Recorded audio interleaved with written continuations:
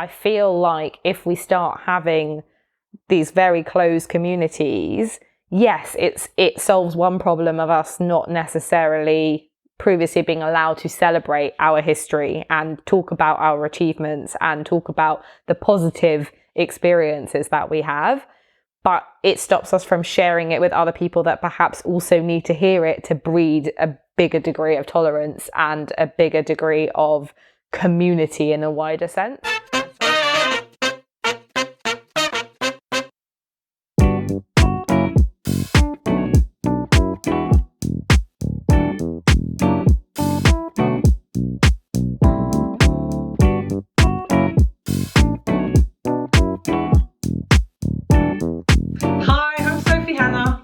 And I'm Luanda Yasmin. Welcome to the 21st episode of Ethnically Speaking. So as you can see, unfortunately, we don't have our right-hand woman, Anissa, with us today, but we do have our co-founder of United Melanin Group and one of our producers, Marisha Pink. Hey, Marisha, welcome to the other side of the show. Hey guys, this is really weird being on the other side, but thanks for having me. I can only imagine. So for anyone that doesn't know much about you or much about United Melanin Group, what can you tell us? So I guess I'll start with United Melanin Group. We were founded in April of this year as myself and my cousin, Lucinda, who co-founded it.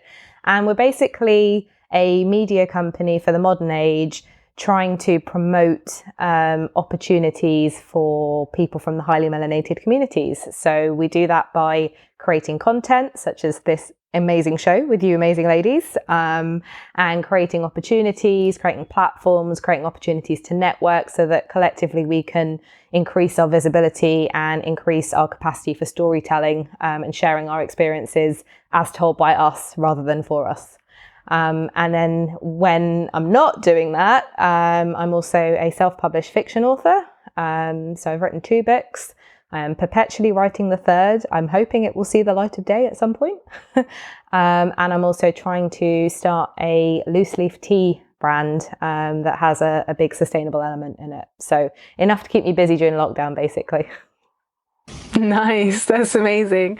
And so with you, we are 3 amazing, opinionated, curious, and highly melanated women here representing the UK. We will be talking about anything and everything affecting our communities, from pop culture to politics and everything in between. So forget tiptoeing around topics and technically speaking, because today we are ethnically speaking. Last week, we talked about whether or not it's a good idea to start your business right now in the middle of a global pandemic and in the middle of an economic crisis. Most of us said yes. So make sure you watch last week's episode to see why we said yes. And so today I wanted to just dive into that a little bit more deeply, because apart from looking at the economic climate and things like that, we also have to think about money, because some businesses take a little bit more money to fund than others. So I wanted to ask you guys, because obviously a lot of us have been made redundant, a lot of us are unemployed. So how do you start your business? How do you fund a business with little to no income? Oh boy, that's a big question. There are lots of ways in which you can do it. So some stuff, I'll be honest, I haven't necessarily tried. I haven't pursued. Some stuff, I guess I can speak on with a little bit more of personal experience. But I would say that where possible, and that obviously depends on what your idea is, if it's kind of a big product that needs manufacturing or if it's you selling a service. Where possible, if you do have any kind of savings, or, you know, if you were made redundant, if you got maybe a payout, and you can put a little bit of that aside, then that's always a good first option. I think it speaks volumes when you are willing to invest in yourself before you try to ask anybody else to invest in you. You really need to show that you're backing yourself. And I think that also forces you to think through what you're doing and whether you're actually willing to commit your own money to the cause. And then if that isn't an option, which for many people it isn't, if you've got friends or family around you that maybe again able to back your cause a little bit, can be an option. Not everybody has that. Not everybody is willing to take money from friends and family either, because sometimes it comes with strings and we don't always want the strings. But I think probably the thing that has been most impactful for me, and this was when I was writing, was crowdfunding. So when I was writing my first book, I very irresponsibly just kind of quit my job, went off traveling, did the hippie thing, and decided to write a book, and then came back and I decided I was going to publish it. And the more I looked into it, the more I realized actually that's going to cost quite a bit of money to do it properly, to get it edited and proofread and to get the book jacket designed and everything. So it was around that time, it was 2013, and Kickstarter had just come to the UK. Are you guys familiar with Kickstarter as a I think so, yeah. platform? Yeah. So there was a big educational piece, I'll be honest. I think now there's more people that are familiar with it. But essentially what you do is you create a campaign. You normally make a little kind of promo video, I guess, and say, right, this is what I want to do. This is my idea. And it's not always business products. Sometimes they're artistic products or projects. So in my case, it was a book. I was treating it like a business, like this is something I want to keep doing. And you create packages, and then people pledge money to those packages. So it could be anything from just pledge £1, and every little bit of money helps. You don't really get anything except like good karma for doing that, but £1 is £1. A lot of people were willing to give that away, right up to invites to the book launch party with an overnight hotel stay, and obviously signed copies of the book. So typically it's products of the business that you plan to make, or the idea that you have, or the project you're doing. And that's basically a way of doing pre-orders. But I think the thing that's really cool about it is that was a way for family and friends that want to support you to do it in a mechanism that feels a little bit less like a handout, I guess.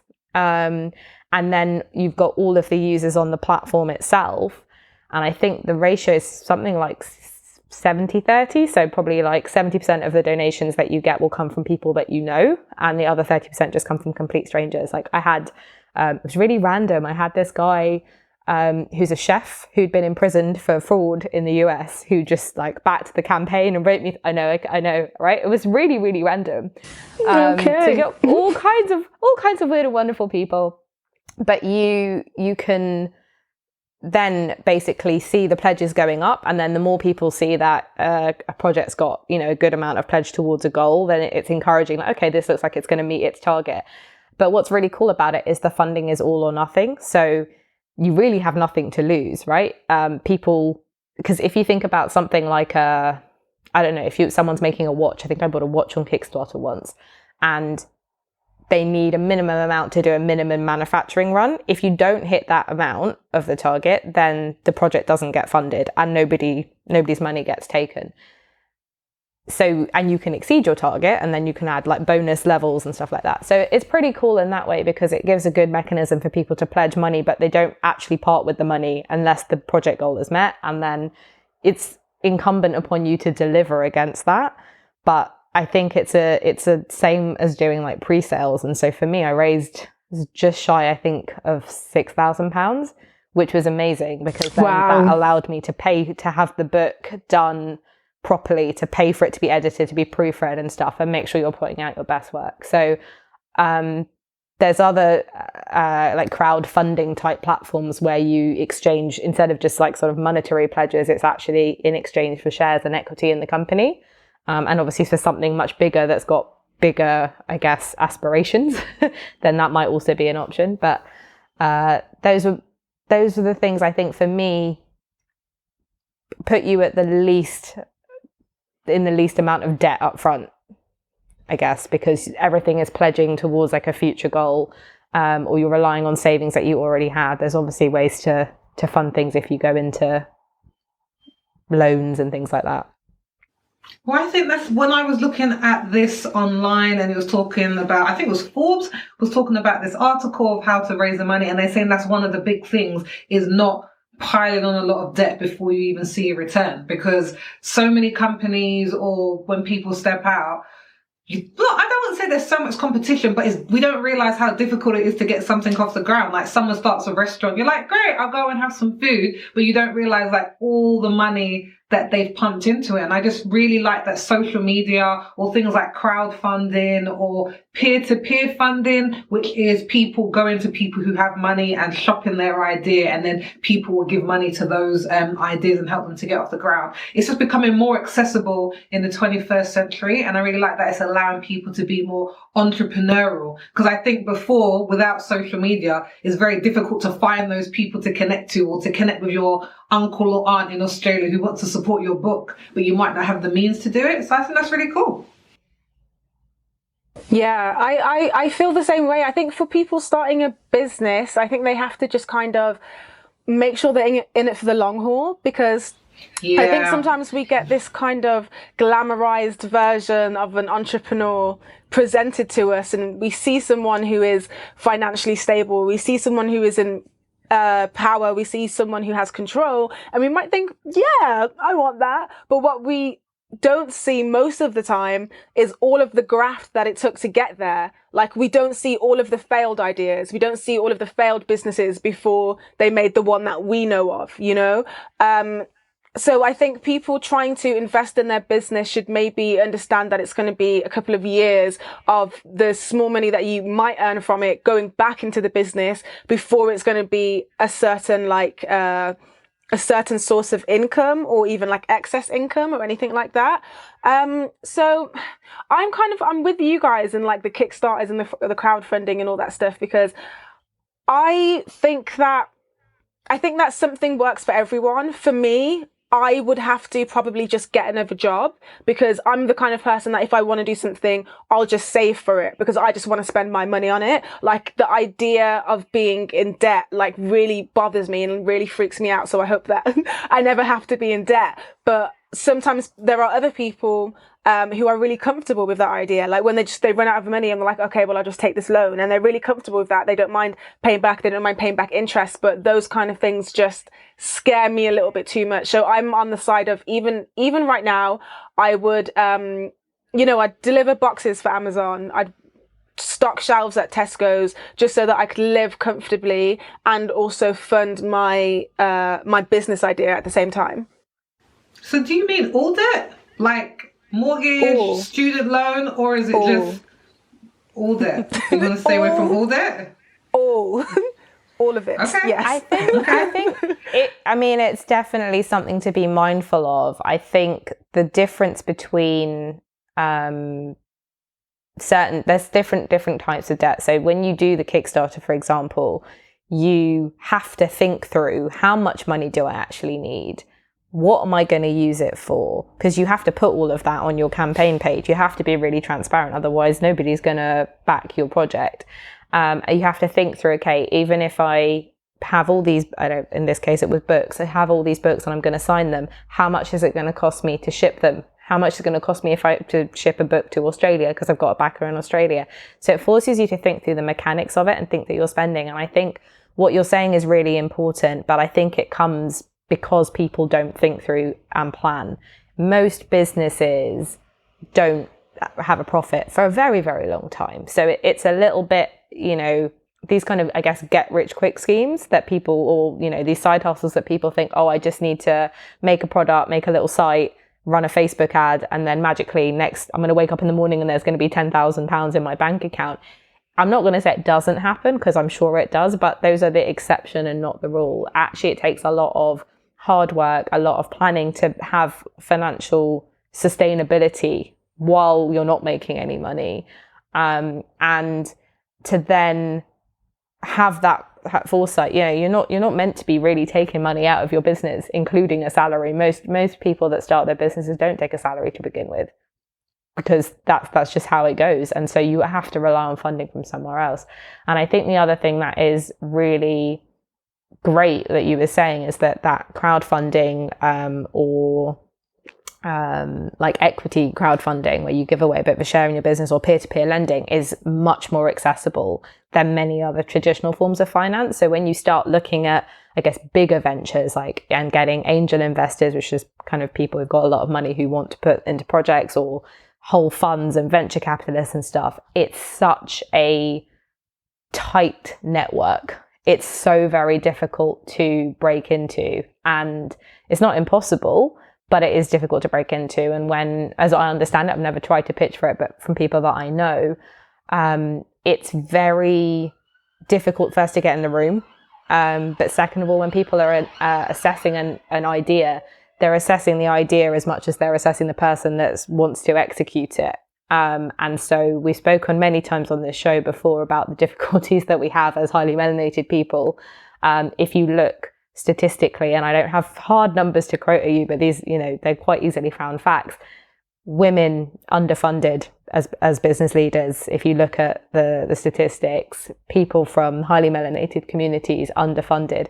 So in some ways, I feel like crowdfunding and things like that really level the playing field, because you literally can reach out to your peers, to your community, and beyond it as well. But some of those barriers that maybe lay in the way to traditional ways of funding business are removed, and it's also a lot faster. So the Kickstarter, you can run it. I mean, you can set the length of time the campaign runs. I think I ran mine for 30 days, and they say kind of don't run it for more than 60 days or so.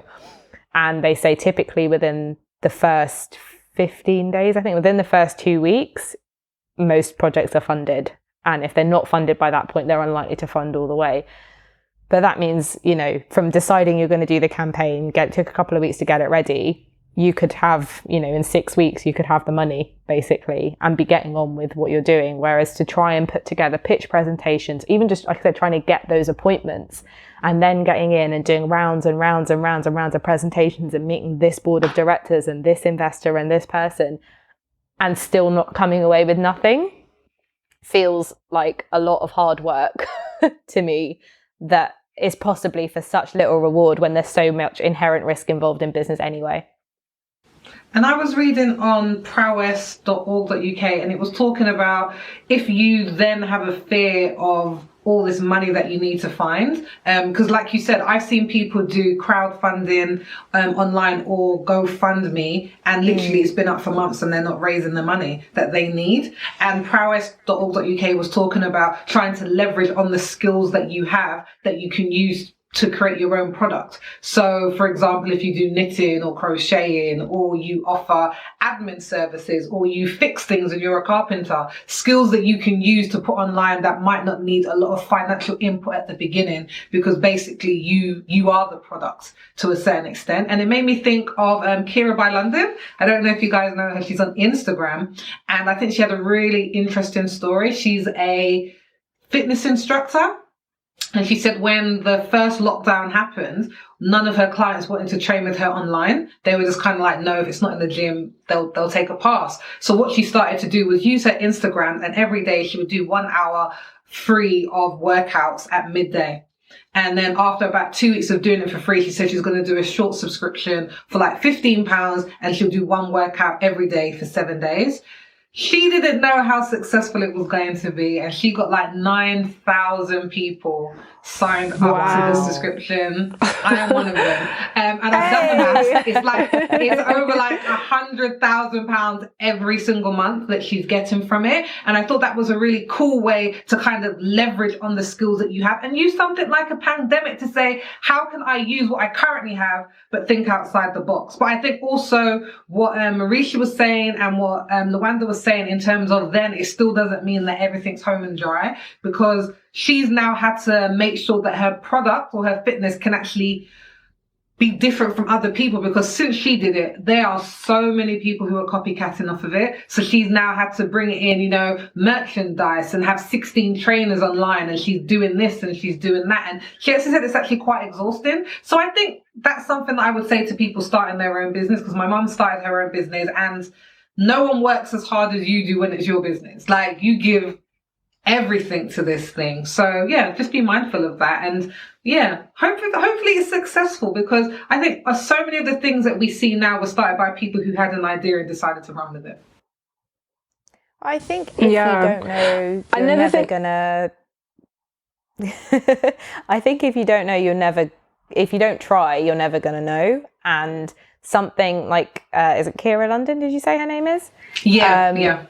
What she's done is really smart, because when you're asking people to take a punt on someone that they don't know and they're unfamiliar with, it's a big ask. And a lot of brand building and a lot of relationship building starts with building that trust.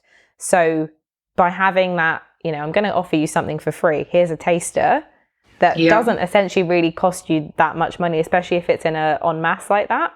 If you're putting up a live class that I don't think there's a cap, is there, on Instagram Live of people that can tune in, then it's still just 1 hour of your time, let's say, for potentially how many leads, if you like. And as you build up that trust with people, then they come to rely on you and feel like, okay, I'm willing to part with money to do it. And I think it's a really good thing to do right now. People are adjusting to this new landscape that we're in, and people are adjusting things that you never thought that you would get online or have to get online. People are now having to adapt to it. I know people that were terrified of, like, I hate doing anything online and put my credit card details on. I just live in perpetual fear of online credit card fraud. And guess what? Now you have to get comfortable with it. So I think anything that you can do to ease that and make people, for most people, I love going to the gym. So for me, working out in my living room sort of defeats the point of getting out of the house and just kind of having a change of scenery. But if we get locked down for 3 months, then you just have to deal with it, in which case you've got to find someone who can keep that motivation up at the same level that you get from the buzz of being in the gym. And so if you can recreate that, that's great. Well, I want to ask Marisha. I just started working out for quarantine. Sorry, a lot of people just started working out. Yeah, I wasn't an at-home person who worked out at all. I had to be in the physical space of the gym. Otherwise, I'm never going to do it. But with the first lockdown, I'm like, well, it's either I do nothing or I try and find a new way to adapt. You just figure it out, fill that gap. And I paid more than £15 for the gym. So it was really genius what she was doing. But I wanted to ask Marisha, if we're saying that businesses don't make a lot of money maybe for the first couple of years, how would you then say for people to kind of measure the metrics of whether they're moving in the right direction of their business? So it's a really good question. I think that comes into the planning in the first place. So you have to understand what it is you're hoping to gain in exchange for that period of basically not earning any money. For a lot of businesses, a lot of brands, a lot of people doing personal service companies, it is about building a following, right? And I don't literally just mean, okay, we have pure numbers, right? You can have, 150,000 Instagram followers. That's great. We're talking about actual levels of engagement. How many of those people are actually regularly consuming your content, and therefore, I guess, basically it's the psychology of buying and basically building that trust, so that when you have something to offer them that they need to part with their money for, that they're almost primed to do it. I hate saying that because it sounds really manipulative, but that's essentially what it is. I have another hat as a person that works in advertising. That's essentially what it is. So you have to know really clearly what you're intending to do. So if you are building people up, and people don't like to be sold to just off the bat, right? It's like you hate cold callers when they call you up on the phone. It's like the online equivalent of that same thing. So I think having a really clear idea of what it is you're hoping to achieve, for some people that is a following and getting a list of potential customers, whether that's over email or whether it's a social following. For some people, it's about, people give away freebies in other industries as well. So if people are giving away free coaching sessions, or gave away, I've given away free books and stuff because I know I've got more books coming. So if I can get you hooked on the first one and you liked it, maybe you'll buy the next one. And again, not everyone's in a position to always do that or to just do it, so freely, but that's putting trust in people, and then they'll pay that back with trust. And so I think you have to know what your long-term game is. And that's what separates, I guess, people in the get-rich-quick schemes who go, oh, look, we're getting locked down again. Last time it was really hard to get dumbbells. I'm sure people are going to want dumbbells. Let me go on Alibaba and import dumbbells and just sell them out. And that's fine. You probably will make money. It's the same as the people who went, let me get masks. Okay, let's bring in loads of masks. Everyone's going to want masks. So someone who was selling toilet paper for some ridiculous price at one point when there was the run on the shops. All of those things to me aren't businesses. They are get rich quick schemes. They are enterprising. I'll give them that. If you want to make a quick buck, but that's not building something sustainable. It's not building something long term, right? And building a business is a much longer term thing than that. So yeah, you just have to be really clear about what your long-term goal is and know that you're making steps towards that. Marisha, you're out here knocking those eBay hustlers. I'm not knocking them. I'm just saying know which camp you're in, right? Like for real, because honestly, anyone can do it. The internet is a wonderful thing. Even with the tea brand that I'm trying to work on. So I have Alibaba because I'm trying to work with a few people on some packaging stuff. And all of a sudden, like all of the tradespeople just start saying, hey, do you want mask? I've got this mask. It's got this surgical grade this and this HEPA filter here and this. I was like, this got nothing to do with my core business or yours. Why are you trying to sell me face masks? Do you know what I mean? That's a madness. That's a madness. But that's it. But people do things. I just don't think business is meant to be that transient, right? Yeah. It's the sort of. Do you guys remember Only Fools and Horses? Yes, I do. Yeah, it's the Del Boy of it. Like this week, this is the hot item that I can sell. Wait, this one's going to make us $1 million, and you'll just keep switching from product to product and product. And yes, those things solve problems, but that's not a sustainable business, in my opinion. And if that's what you're trying to do and you're trying to make a quick buck, have at it. If you're trying to do something a bit more sustainable, then that's not the way forward, in my opinion. So, what would you say to people who want to like leverage assets? Because I was reading about some people actually will take money or equity out of their home or out of things that they have. When do you know that you've got this killer idea that it's safe to do that? Or would you say everyone's just kind of taking a risk to see if it happens? I believe in measured risks. Nice. I nice. think, I believe in measured calculated risk. Calculated, yeah. No, that also Everything sounds really malicious for some reason. Really? Calculated risk. You did this thing and it was calculated. That's why, because it's it's cold and calculated and manipulative. No, I think it's very.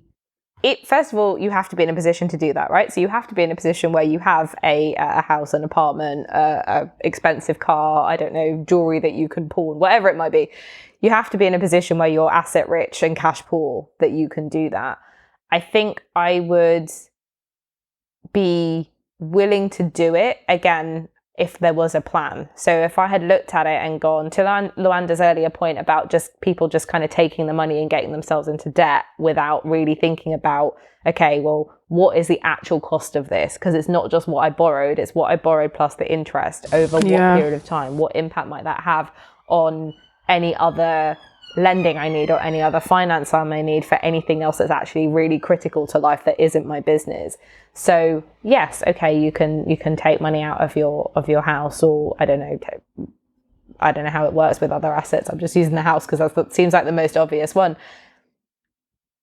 I don't think it's about being risk-free, because I don't think that that's possible, but I think it's about being as calculated, but as meticulously planned as you can. So really working out, like, okay, if I take this money, at what rate am I going to be spending it over what period, and at what period do I expect to start having a return, so that not only am I bringing my business back to zero, but then I'm actually able to repay back into the asset that I borrowed it from.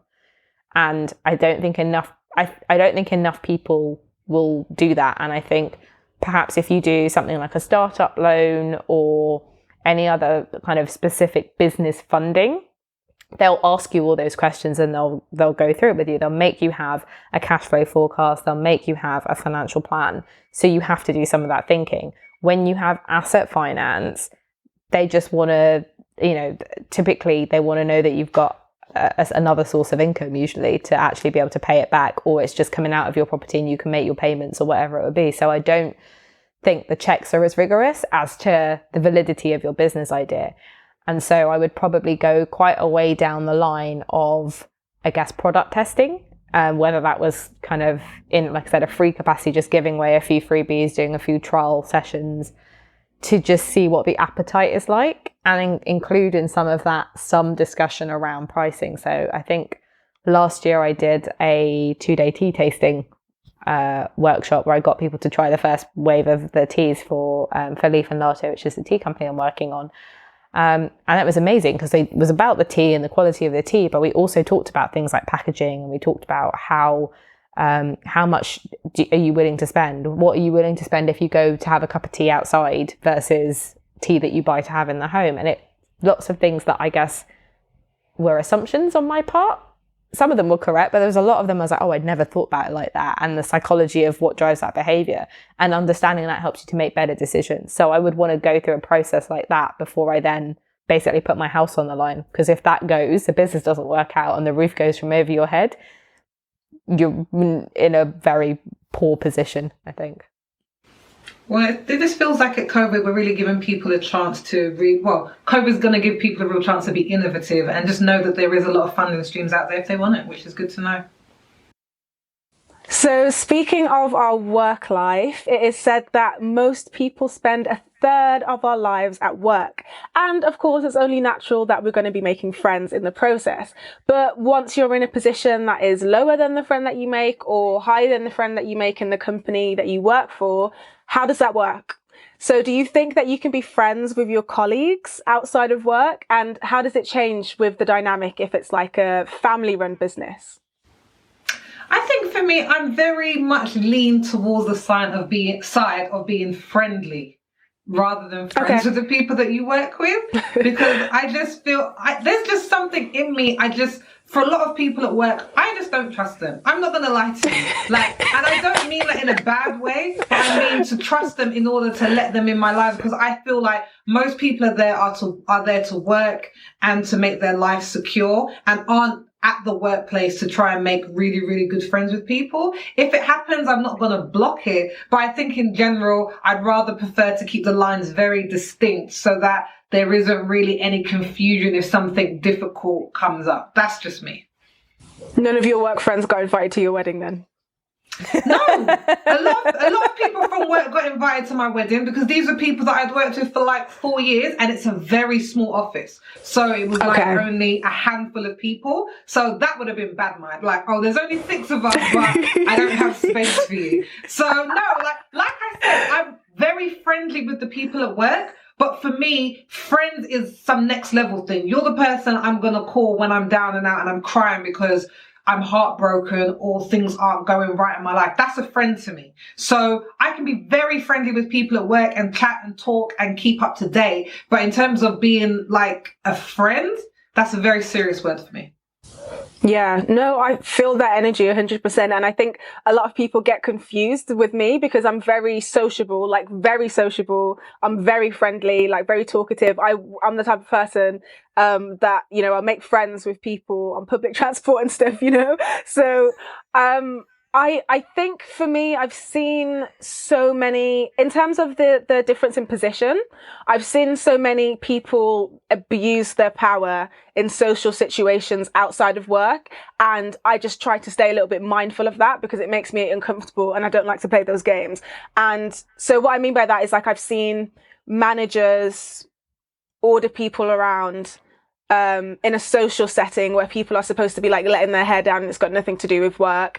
And I've also seen people use the leverage of them being in a position of power at work within social situations in a different way, if that makes sense. So knowing that, like, if you want to go to this party, no one's going to say you can't come because we know that it's going to affect us at work if we say you're not invited and then we go the next day and you've messed up my shift pattern because you're in your feelings about it. So I think it depends on the type of people they are, because most of the time people who do abuse their power they're kind of insecure in their own life and they're kind of feeling like a little bit powerless in their life outside of work. And so they try to like leverage onto a false sense of like worthiness, if that's like not a horrible thing to say, but essentially that's kind of what I recognize going on. So yeah, it just depends on the people that I meet, but I'm with you in terms of being very friendly. I've definitely made long-term friends from people that I've met in work settings. But say like if I'm working in a team of 70, that's going to be like 3 people out of the 70 people that I've met that are actually my friend, you know, instead of me just being like a friendly acquaintance with everyone else. I'm so surprised to hear you say this, guys. Like, so surprised. Maybe it's just really contingent upon, like you say, the size of the workplace where, you know, that can have such a big ramification if you make friends and you fall out with someone or you don't get along with someone. Some of my best friends are people that I've worked with, and I mean, like, not just going to their wedding, like, it was nice to invite a few people from the office. Like, we've been on holidays together, we've been to weddings, been there when they've had like children. And there is, I kind of find this with lots of groups of friends, like even your group of friends that you have from school or a group of friends you might have from university or whatever, that you might have a group, but within the group, there's maybe one or two people that you like really click with, that you really vibe with. And once the group disbands, so when it's no longer convenient anymore, right? Because the big thing about your work friends is that you spend most of your time with them. So it's actually easiest to go, oh, okay, like the day's wrapping up. Or we finished a bit late, kind of hungry. Are you hungry? Should we grab dinner? And then you just end up going to have dinner together. Or like, it's Friday. Should we just go next door to the pub and have some drinks or whatever it might be? And then for a while you have that group thing where it's like, oh, actually I'm having, it's my birthday at the weekend. Do you want to come out for some drinks? I've got other friends there. Once you no longer work together, for me, that's then the real test of whether that's a friendship or whether it's like friendly. And there's nothing wrong. I'm not saying there's anything wrong with being friendly and like, living in the moment. And some people are just for a moment, right? They're just for a time and a place. And that's the space they were supposed to occupy in your life. But the real friends that come out of that, like that, I've got some real ride or die friends that have come from places that I've worked that have, been there through the good, the bad, the ugly for me and vice versa. And so, yeah, I find that very strange. I really, and I'm trying to imagine what my life would be like without those people. And I can't imagine it. But if it wasn't for work, they wouldn't have come into my life. So I think that goes into what we said a couple of weeks ago when we were talking about having relationships in work. And then that relationship psychologist said that familiarity and proximity aids attraction, but it can also, I presume, aid platonic attraction as well. Like the convenience of just being in each other's space all the time. Because to me, that's the same thing as school. Like you get to know the people in your class so quickly. We're spending 5 days of the week together and maybe 5 years of our lives together, depending on what school you go to. So when we leave school, like, who are you still friends with? Like, who are you still hanging out with? You're not going to be tight with your whole class of 30, even if you were friendly with everyone, and everyone, whilst you were attending school would have been invited to your birthday. Now, 3, 4, 5 years down the line, who do you still spend time with, So I'm definitely open to like meeting people in any circumstance and having them become meaningful in my life. But I think it's just a ratio thing with me. Like I'd say like 5% of any environment I'm in, that's where I leave with 5% of the people as a real friend. I've had one good friend that's come out of work, but I don't even know if I would say it came out of work because I knew her before, and then we didn't really talk that much because we lived in different cities, and then we just happened to come together to work at the same organization together. And it was honestly the best working time of my life that I've had up to date. We shared an office together, so it was just me and her, and we did everything together in our work, and we were able to really collaborate our work projects together a lot.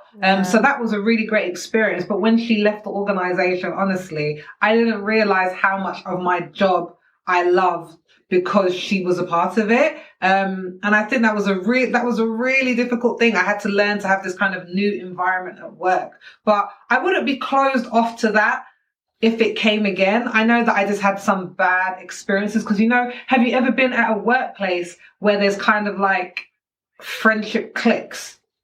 And this is when I worked at a larger organization than the one I have most recently. And what happened was certain people who were closer to the manager got much more favorable treatment, and you knew who were the people who were going to get what they wanted at the workplace, whether they were going to make sure that they never got to work over the Christmas break, or if they got the best work patterns, or if their annual leave was always going to be guaranteed to be given to them. And I think sometimes I just want to stay away from that. Like I hate cliques in general, but work cliques can be the worst because you don't know if people are actually getting ahead or getting what everybody else should just because they're not on the inner circle.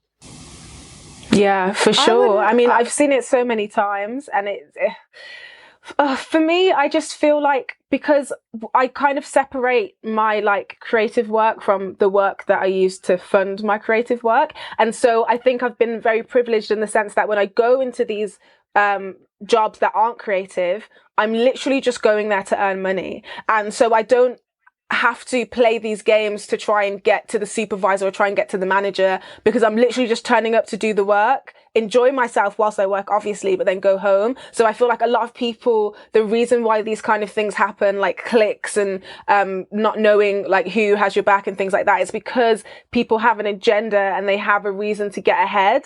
And so like I've luckily been able to stay out of that for the most part, because I don't have there's like nothing that I want from you, you know? Like I literally just am turning up here to do the work and leave. There's nothing in addition that I want so there's no ulterior motive for me, like spending time with someone apart from the fact that I like spending time with you. I think that's maybe where I'm just thinking back over it, and I'm thinking that most of those people that I spoke about were peers of mine for the most part. We were kind of at the same level, I guess, in different teams. I think they're mostly friends that I had from advertising, because it was just a very kind of work hard, play hard kind of atmosphere. So we work long hours, and then when you're finished, the other people that are still awake are the other people that you're just working with. But I guess we were different teams and stuff, so there wasn't that degree of, I guess, I mean, I think anyone who does that in terms of like cozying up to a manager or a superior is just a kiss ass, basically. So I don't know if I want to be friends with that person anyway, because I don't really rate that behavior. But then I think it's true. And I think coming back on it, if you are in a position of any degree of authority or power, then you have to be careful about the people that you, like how you play nice with people, because it's really difficult. Like I've had line reports who I've been out socially with them and stuff, but you do have to maintain a certain degree of distance, only because at the end of the day you're still a line manager, managee, whatever the terminology is. And I found that if you get too close, like there's nothing wrong with taking an interest in people on a personal level, like just outside of the workplace, because I also think that helps you to understand things that might be affecting their performance in the workplace. And I think sometimes we really just to be very robotic about it. Whereas if you understand, like, okay, actually I'm a whole person, and maybe there's something else going on, and I'm just having a bad day today, that's why I'm not doing so well, that you can be a bit more empathetic. But if you're having a tricky time with someone, you just need to kind of have a serious conversation with them. If you become too pally, and I don't know, you've been out at the weekend and they've seen you like, you know, drunk off your face or whatever it might be, it can be really difficult to maintain those boundaries of respect, because it suddenly feels like, I don't know, you feel like this weird sudden like parent that suddenly like switched on them, and it's like, you know, now we need to sit down and have a serious talk, and that it blurs the lines a little bit. So I think if it's on a peer-to-peer level, it's all right. It's a bit more. It carries a lot less risk than something with a weird power dynamic. And I wouldn't want to be as well. I actually had a manager who nailed that power dynamic, though. That's not a good thing, though. I was going to say we'd spoken about it on the show before, where it's like if you did get if we did get a promotion or an extra opportunity, or like you said, you've been given your annual, whatever it is, I would never want anyone to think that that was on the basis of anything other than the merits of me doing my job well. So I feel like as a line manager, as a superior, you need to be careful about the relationships you form with people that are, I guess, lower down in the hierarchy than you are. And in the chain. As a junior person, I hate that word, because like a lot of workplaces actually are quite flat. No, but they are like, there is obviously on paper, there's a hierarchy, but things can be quite flat, right? We're all adults. But you equally have to be careful if you're a bit more junior, because you don't want to be perceived to be getting favors off people. The other thing I was also thinking as you were speaking is most of those things are also relationships and friendships that I've formed with other women. I think the thing that I've experienced with forming friendships in the workplace with people of the opposite sex has been more interesting, because it's almost like that's not allowed to happen. Like you're not allowed to just, you know, I had a project manager that I worked with who literally, like, all my projects were the same projects as him. So we were literally in all the same meetings. We were in all the same, working on the same projects, same deadlines. So we used to just end up taking lunch a lot of the time because our lunchtime was between the meetings that we were both in. So we'd just go grab lunch, or, you know, he knew I was stuck on another meeting. He's like, do you want me to grab you lunch while I've gone out? I'm like, yeah, okay, cool. And it was nothing going on, never has been, never will be. But this, like the little whispers in the office and stuff, because it's just like a guy and a girl can't just be friends. That happened to me in the office, Marisha, and it was just, honestly, it was just the worst experience. And me and this guy would go home together because the local station was like a half an hour walk away from our office. So we would literally go to the same place together, and we were working just outside of London, and we were the only ones who actually lived in London. Everyone else kind of lived close to the office. And then this rumor spread how he and I liked him actually, and he had a very long-term girlfriend, and it turned very, very ugly. It was honestly just the worst experience, and he and I it never recovered. And I would say we were friends. We were friends at work, and there was just this really weird awkwardness after that. And it was, let me just say, I hope at the future places and the future where I get to work that I can actually make friends with people. But I think I've just had some really dodgy experiences that have just made me really want to keep put you off a little bit and my personal life very separate. Oh man, that sucks. You know, I was gonna say that I had a manager who nailed the balance, because she. I thought you was gonna say nailed the worker. I mean, she also. Come to think of it, yeah. Come to think of it, yeah. But it was funny because she was great. Like she was very honest and she was very blunt. So if we were messing up, she'd be like, this is how you're messing up. If you were doing well, she'd be like, this is how you're doing well. But then there were also so many scenarios where we could all be together and we could all be comfortable. And, you know, you said something about getting messed up on the weekend, Marisha, but we've seen each other messy. Like, she can't judge me for being a mess because I've seen you be more of a mess, you know. And it was just the level, but it never carried into any sort of like lack of respect, or you know, sometimes people don't recognize your authority if you're able to let your hair down with them. Like, it never carried into that. And so she's one of the first managers that I had where she was really able to nail that dynamic. But now that you mentioned the thing about the guys and the girls, there was another manager who I was also friends with, but that I got judgment from, because I guess I was a woman and he's a man, and people just presumed that there's something going on when you wouldn't presume that when I'm hanging out with my female manager, but you think that I'm trying to do something with the male one. So it was just, I understand, yeah, where everyone's coming from. I just think it depends on who the person is before they got the job. I mean, it seems like we have opposing views on that one, but I just want to let you know that we're at the halfway point for today's show, which means that we are giving you a brief few seconds to press that like button, press that subscribe button so you don't miss a thing.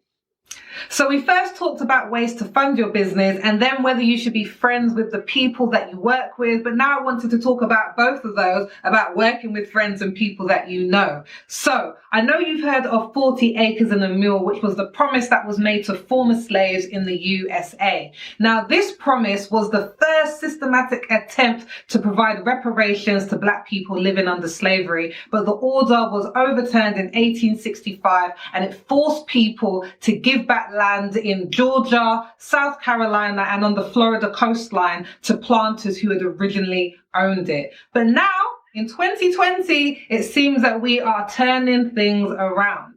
19 families and friends raised money and banded together to buy just under 97 acres of land in Toomsboro, Georgia, because they wanted to establish a self-sustaining Black community where they would feel safe. What I wanted to know is, do you think that this is something that we could do in the United Kingdom, or would it just further divide communities? And do you think it's possible to kind of rework or work within a broken system, or to fix a broken system, or do we really need to ditch it and start from scratch?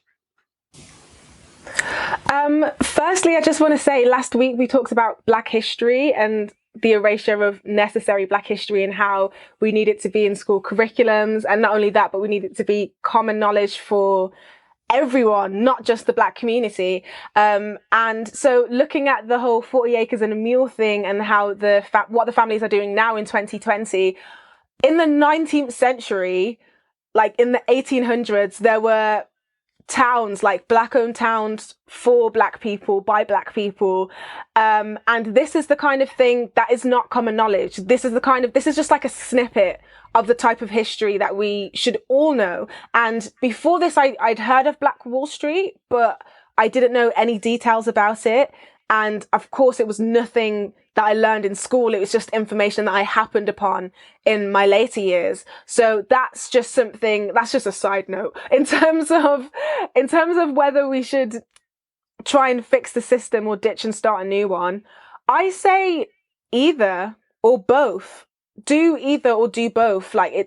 I don't mind. I would just actually add that the system is not broken. It's working exactly the way that it was designed to work. It just was never designed to work for us. So if there's anyone who feels guilt about, trying to leave to start something new, please know that you owe nothing to a system that was designed to disservice you. Like you owe absolutely nothing.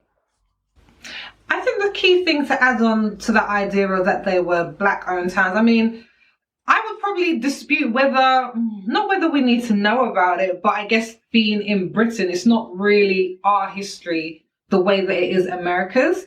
And I think that reading about those Black-owned towns, and I think the one it was in Tulsa, Black Wall Street, which is being heavily featured on TV programs at the moment, which I think is really great. So Lovecraft Country, it was also featured on Watchmen, limited series, and they're really bringing this idea and talking about what happened in Tulsa, because it was a travesty. The town was burnt to the ground, basically. 300 people were killed. Murdered, were killed. So it is something important to know, but I guess for me, I'm just very in two minds about learning about American history as if it's our history, and then it doesn't really have us look at our own Black British history, which is very prevalent here. But the point that I'm making is that those Black-owned towns or those Black cities served a specific purpose because there was still segregation. So even with Black Wall Street, something that I didn't know was that when it was burnt down, it was actually rebuilt, which I didn't know about. And with it being rebuilt, they said it really ceased to exist and decline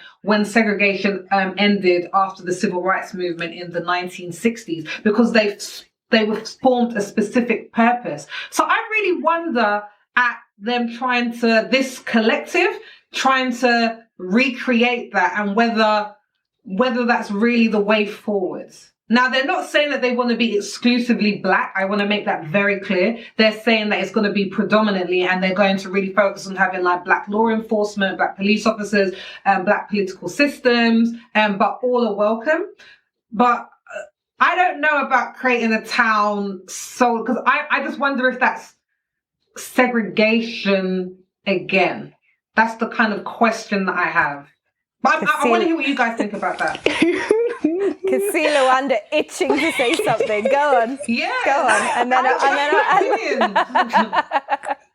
I just wanted to firstly clarify that when I said the thing about the Black Wall Street, like I specifically said, this is a snippet. Like a snippet of the real history that we should have been taught. Because like we said last week, there's so many things that have happened, like the first university being in Africa, the libraries, the medicines, the things that we've created. Like all of these things are things that have been specifically erased, so that we're continuously taught a history that makes us feel powerless and makes us feel subvert. I don't know what word I'm trying to reach for there. But inferior. Inferior. Let's substitute it for inferior, because we act as if all of the things that we don't have are from lack of ability or something, but it's actually a lack of resources, because we've had the ability and we've tried to do these things for ourselves when that town was created in terms of Tulsa. And like you said, then there was a massacre, like you massacred the town because you're not comfortable with the idea of us having a safe haven. And so I wouldn't call what's happening now in Georgia, correct? It's in Georgia, right? I wouldn't call what's happening in Georgia segregation. It is actually just a safe haven. There is not really any place on this earth that a black person can go and not experience anti-blackness. And so the idea of us, oh no, we're making the problem worse by being together. No, like where can we go and feel safe?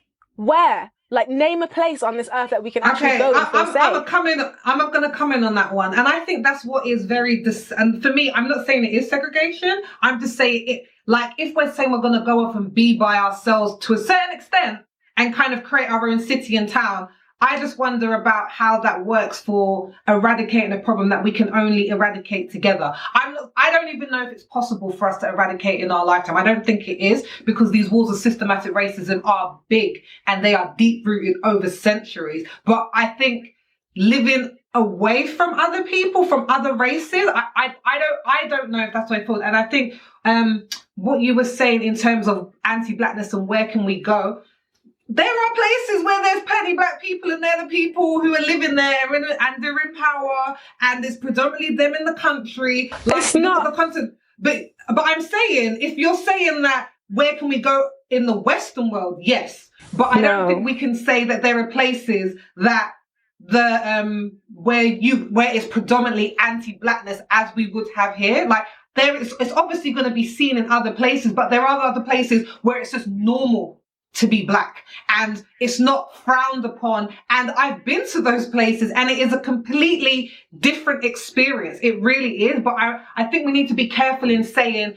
in the Western world for sure, but that's not everywhere in the world where you feel like an outcast or different because of your physical appearance. Okay, that's a little bit kind of different to what I was saying, because there's a difference between like being in a place where there's lots of black people and being in the place where there's no anti-blackness. You can be in many countries where everyone's black, including the police officers and the presidents. It doesn't mean that there's no anti-blackness in there.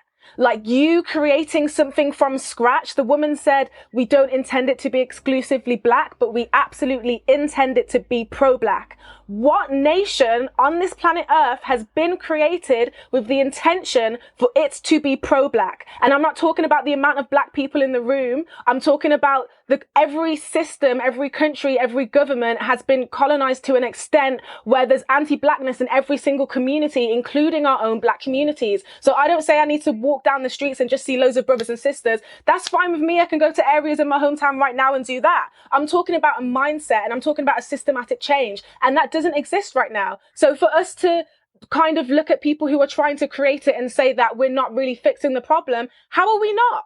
How are we not fixing the problem? Because we've looked at societies and cities and towns that are completely white already, and we're not saying, oh, you guys are doing segregation because you're completely white. They're just completely white.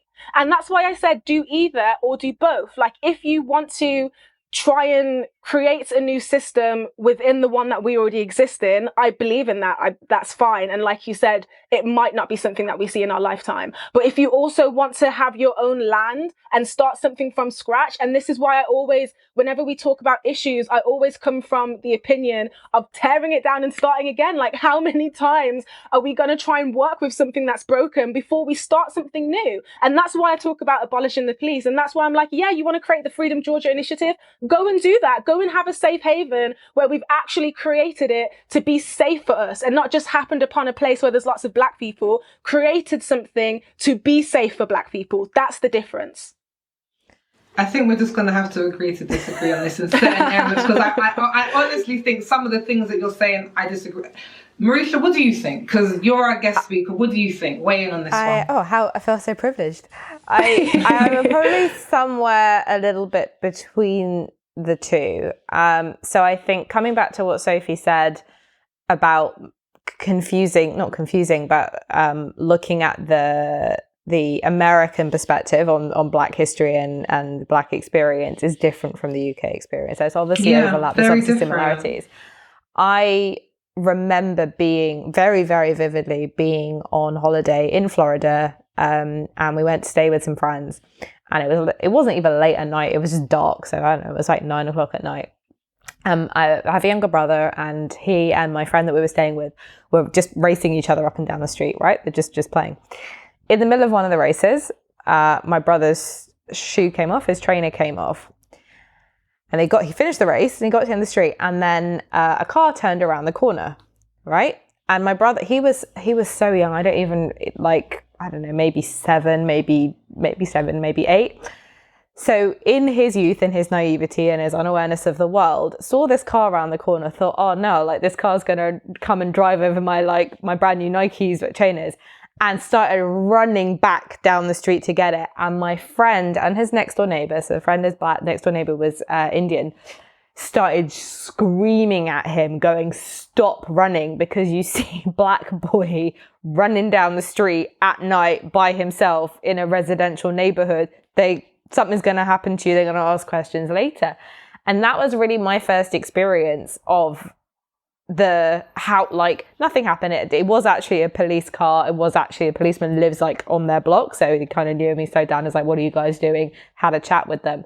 But obviously knowing what I know now, and obviously growing up a little bit and losing some of that naivety, you can see how something so innocent could turn so quickly. So I do think if I try to imagine that scene happening here, even in the present day where things are heightened much more from a tension perspective, I wouldn't feel that same kind of alarm in my chest, like, oh God, this might end really badly if you're just running up and down the street late at night. Like it isn't, I guess our police don't routinely carry guns. It's a little bit less risky.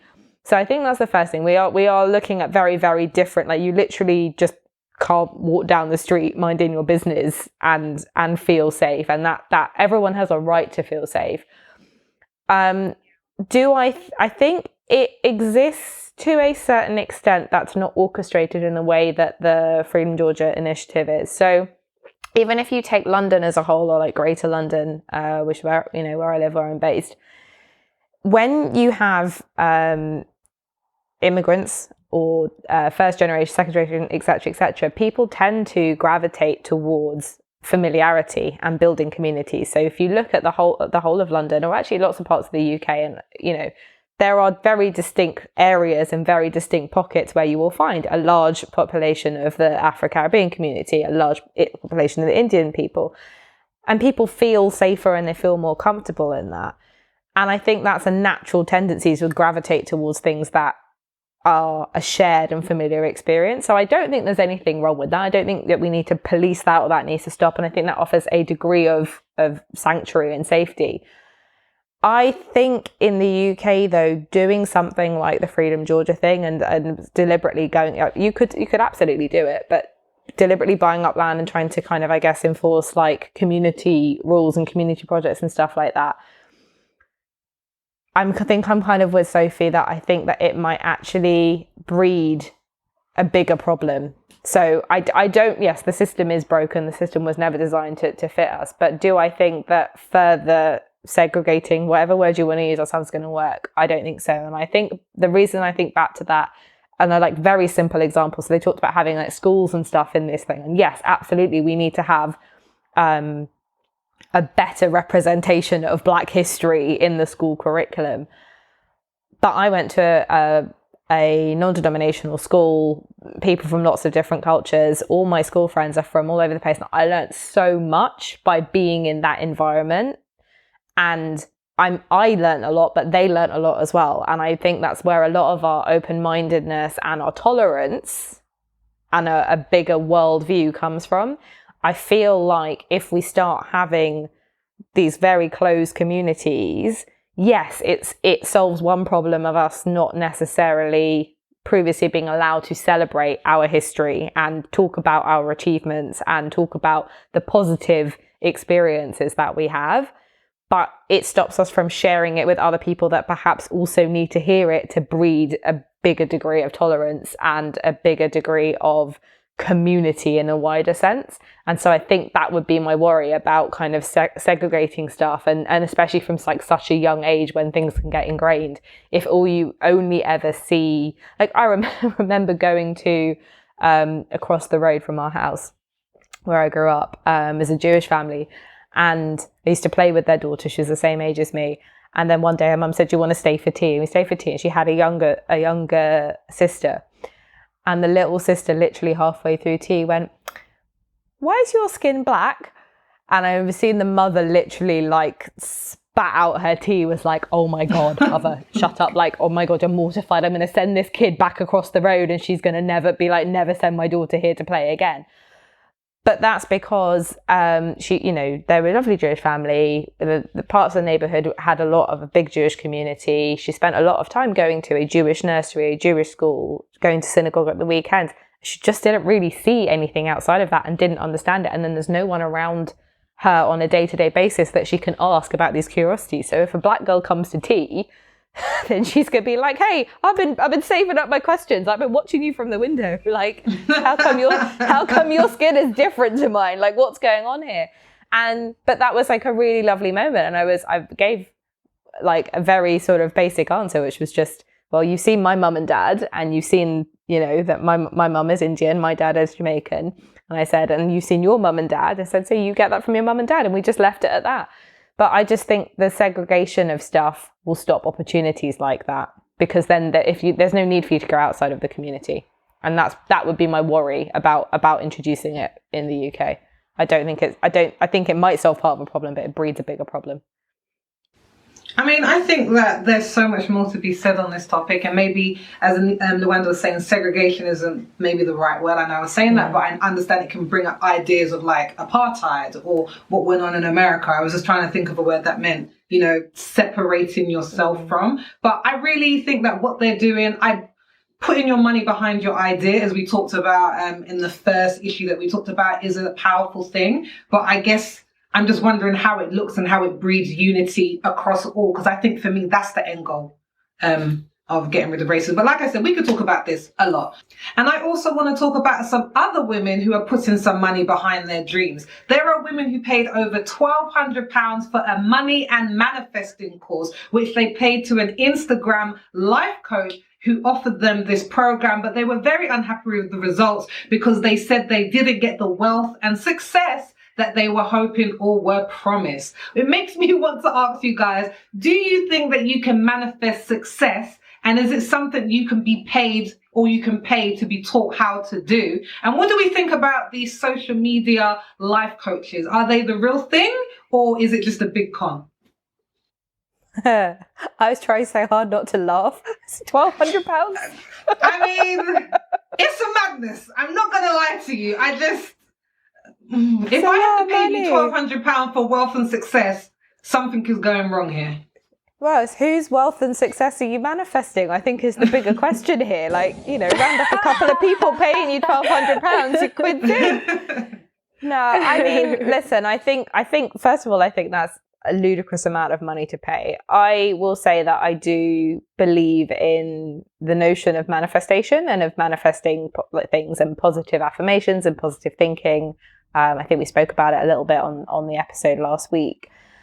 I don't think in and of itself that's enough. I think it would be really naive to think that if you just sit there doing your money mantras every day, that magically you're going to wake up and you're going to be a millionaire. Like, you do actually have to do something and do some hard work. But I do think that your mindset and the mentality that you have plays a big part in that. And you'll hear lots and lots of entrepreneurs and successful business people talk about their daily habits and talk about the mindset and talk about routine and all the things that they do to put themselves in the best possible headspace to conduct their business in the best possible way for success. So I do think there's something in it. You definitely don't need to pay someone £1,200 for it, in my opinion. Like, so much stuff is available for free, first and foremost. Like, there's this wonderful thing called YouTube. You can go on there and click like a positive affirmation, manifesting, whatever you want. And you can find all that stuff pretty freely, if not cheaply. All the big personal development, self-help, whatever you want to call it, gurus, the Tony Robbins, the Brene Browns, like all these people, they've all got books. Like, the books are not £1,200. They all kind of teach you the same thing, but the end point is about you just having a positive mindset. And I think most people, I could be wrong, you might be about to shut me down, but I think most people can agree that if you put yourself in the best headspace, then you put yourself in the best frame to pursue stuff. And particularly if it's something to do with a business or just like success and wealth and stuff, there are so many challenges, there are so many setbacks that you need all the kind of like positive mental energy that you can get. So it's not a bad thing. It's not going to stop you from being successful. On its own, it's not enough. As for the social media life coaches. So Speak the truth. Speak the truth. I don't want to be, so I would just say to people, do your homework. I think there are some genuine people out there. I think there are people that are actually qualified to do these things and to help you and want to do it for the right reasons, which isn't making a quick buck from you by trying to sell you a pipe dream, or sell you something that you can get for free. But I think I personally have been looking more and more into coaching and stuff, both as something to purchase, I guess, so to have coaching on different aspects of business and life and stuff, and also as a possible like sideline something, because I just quite enjoy like helping other people.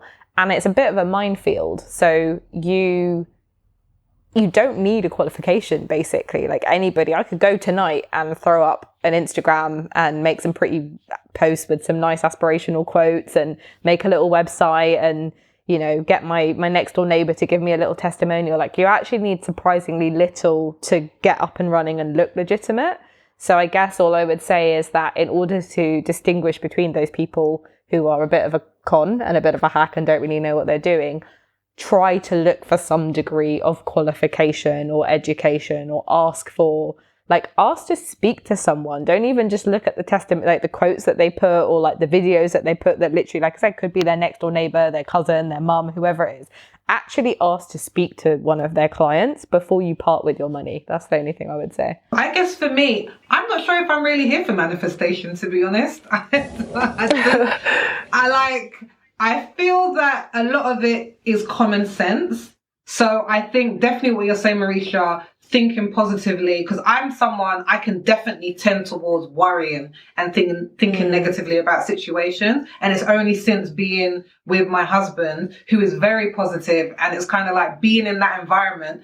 Well, either I'm going to bring him down, he's going to lift me up. So hopefully, luckily it's the second one. But when you do start to think more positively, 100% it changes your perspective on things. And I think that with manifestation, I'm someone who's I would say I'm probably very religious. And I think that a lot of the things that come out of manifestation are very spiritual. Correct me if I'm wrong. So, and it feels like there's certain things that you would teach in religion, but it's kind of minus some of the religious aspects, but we keep some of the other things. So this idea of thinking positively and working hard and having faith and having trust, all these things are things that I see in terms of like reading the Bible. And so it really feels like it's a very spiritual thing, but we're trying to market it now, but without the religious aspect of it, if that makes sense. So I think a lot of the stuff I talk about manifestation is good stuff, but I think some people are very deep into it.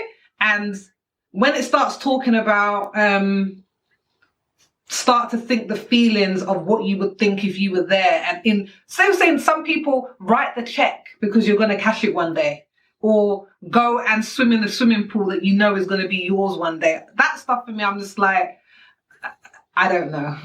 That's what I'm going to say. I don't know.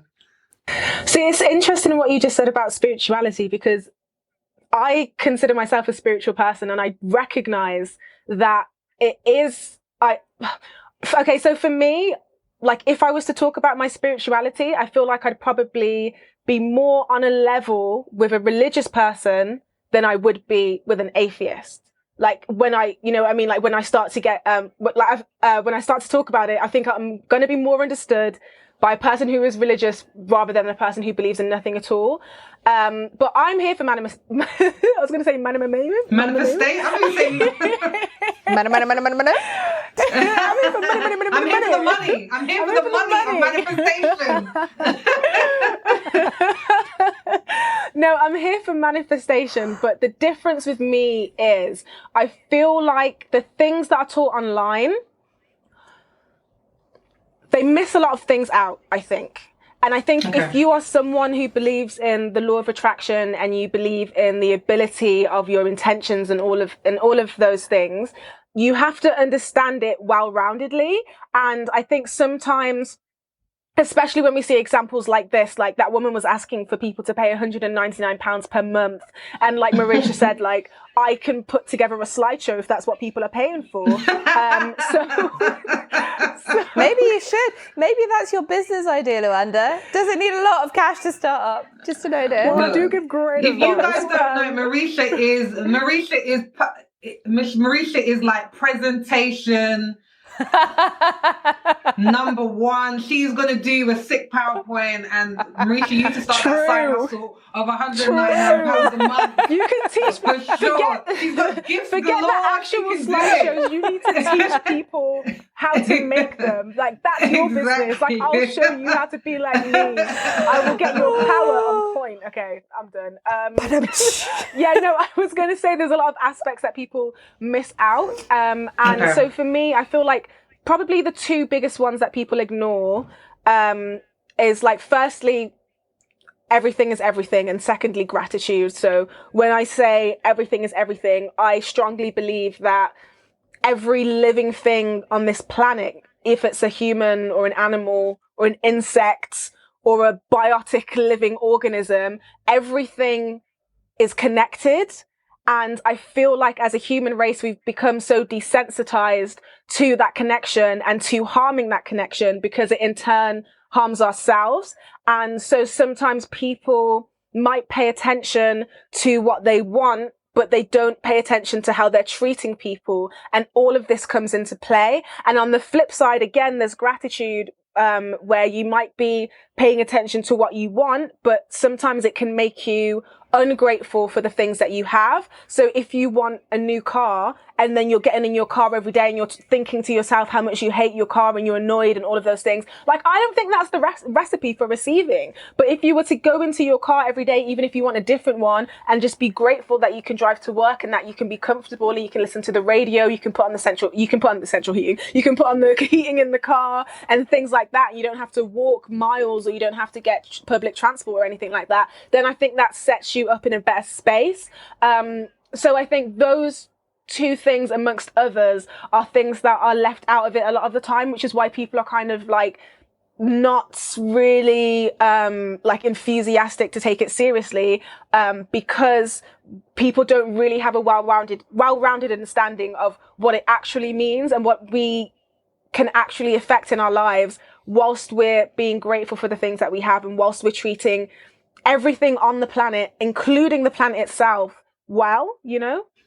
Then the thing is, I don't disagree with that whatsoever, because I guess for me, this is why I find manifestation a really tricky concept to get, because like I said, what you're saying makes sense to me, because I would say I'm a Christian. This idea that I believe that God created us, right? So everything is connected. Everything is connected and was made to live and inhabit this world together. And that's why I'm talking about, I guess, in the previous topic about, I don't see how us trying to be separate is going to help us to live better together, because I feel like we were made to live in communities with people and everyone. And I guess the gratefulness, 100%. Like, again, linked to Christianity. So I guess for me, that's where I find it difficult, because I feel like it's taken out certain aspects of religion, but has packaged them as manifestation. But I think that there are things that are definitely going to make your life better. Being grateful and being aware of your surroundings and working hard and being positive. These things are going to help you be successful. I just wonder if we really repackage things with a different name and then put a bow of manifestation on it. I think you need to look at it in a different way. Like, the package is not manifestation. The package is spirituality. And then once you open the box, manifestation is one of the little things that come out of the goodie bag. You know what I'm saying? So like, only because we're focusing on that for this topic, but it's part of a spiritual belief. And that's why I said you can't, it's kind of the same thing that you're saying, but in through a different lens, because you're saying like, this makes sense for my religion, and you're picking and choosing the things from my religion to make it your own. But I'm saying this makes sense for my spirituality, and people who are trying to pick and choose the things that make sense from spirituality, but not having the full aspects in every level of their life. Like, how can you think that you are on the right track to receive something good when you're treating humans bad. And whilst I believe that all humans are connected, when you harm someone, you are harming yourself. When you harm an animal, you're harming yourself. When you harm a living plant, you're harming yourself. So how can you do all of those harmful things and expect to receive positive outcomes? And then so that's why people are picking the most shiny thing, like, ooh, think this and receive it, and we'll package that as £199 a month course, which, like Marisha said, may have just been a slideshow. And that's where I think the biggest issue comes from. Like, people don't look at all the spiritual teachings. They just kind of look at the one that they think is going to solve their problem right then and now. And it's more of a lifestyle rather than, something that you can get on Instagram. And I would probably agree. Oh, I was going to say I would probably agree with that. So I'm not religious. I'm not atheist. I would consider myself to be spiritual. Maybe not as spiritual as Luanda. I'm like working on my spirituality, but we're meditating. We're in a big thing. Yeah. We're on a spectrum. We're on a spectrum today, guys. Exactly. It's so true. I think it's. That's also why I think, because even religion, in my opinion, being someone who's not religious in a traditional sense, but I think these things are very personal experiences, and that's part of the issue I guess I have with paying someone a lot of money. Like, Sophie, you wouldn't pay, like, you might pay to go on a course, on a retreat, or would like to be amongst people to talk about aspects of religion, but you wouldn't pay someone to tell you, this is how you be Christian, or this is how, how you talk to God, or this is how, let me for £1,200 teach you how to pray so that, God is really listening. Like, you wouldn't do it. It's a really personal experience. And so that's why I think you can assimilate all of the stuff that is in these, hacky courses through your own growth and your own development, your own exploration, your own experimentation. And it is spiritual. And that just, you sometimes, even if you're not religious in that, in a kind of traditional religion sense, you have that belief in something bigger than you, because we are just like this tiny little dot. And so having a belief in something bigger than you and the connectivity of stuff helps you to, I guess, stay humble and then stay focused instead, and understand how you can grow, like as Luanda said, without harming other stuff in the process. So there we go. Oh, ladies, I feel like it was